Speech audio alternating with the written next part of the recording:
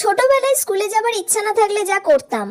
ওমা, আজকে না আমার স্কুলে যেতে একটুও ভালো লাগছে না। কেন? খুব পেটে যন্ত্রণা হচ্ছে, জানি না কেন।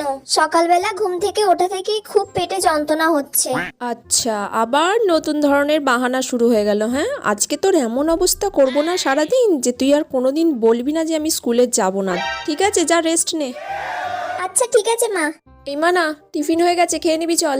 আজকে টিফিনে কি খাবো গো মা? কাঁচকলা সিদ্ধ আর মুড়ি।